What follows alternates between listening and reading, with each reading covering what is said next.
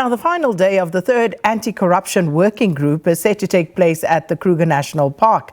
And this G20 meeting concludes the technical and ministerial meeting that started on Monday. SABC News reporter Nhlanhla Jele is there, been covering this story for us. Nhlanhla, good morning. And of course, very, very important. We heard at the beginning Advocate Andy Mutibi, talking about some of the aspects. But this, of course, very important going into next month's leader summit of the G20.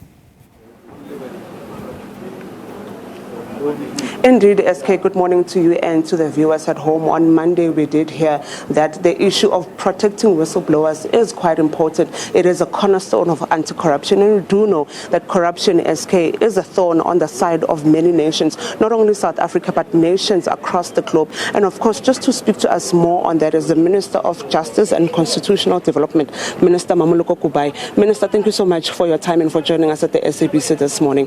Today, it's the ministerial meeting. We do know that this whole meeting started on Monday with the technical group meeting here. But do you think we're going to reach consensus, especially with everything that has been discussed and things that are going to be discussed here this morning? Good morning to you. Good morning to your viewers at home. It's actually the third meeting. So you'd understand that the group met in Cape Town earlier this year. They met again around June, July in Brazil. And then now this culminates our presidency as South Africa into G20, therefore contributing to the Leaders Summit in terms of some of the issues that needs to come through.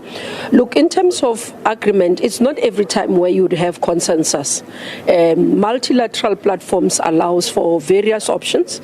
If there isn't consensus in a particular country is not comfortable, you are able to find mechanisms to still have outcomes of a summit or a conference within multilateral and therefore then take it over in other years. That's why you'd find that if you have a discussion or a document that is to be agreed, sometimes it can be agreed to after 8 years of negotiations. So this is one area that is still new within the G20, and it will take some time to bring all countries into the fore in terms of what must be agreed to globally and what are the issues that can be. So areas such as whistleblowing, it's easy to agree because all of us as nation, we agree that we must agree. It's modalities around it that you find that there's difficulties in to say this is what must be done globally as an agreement, and therefore this is work in progress. And we do believe that the South African presidency has done very well. The technical teams led by, from South Africa's point of view, Advocate Mutibi, has done very well to lead us to this point where we have these outcomes that we have.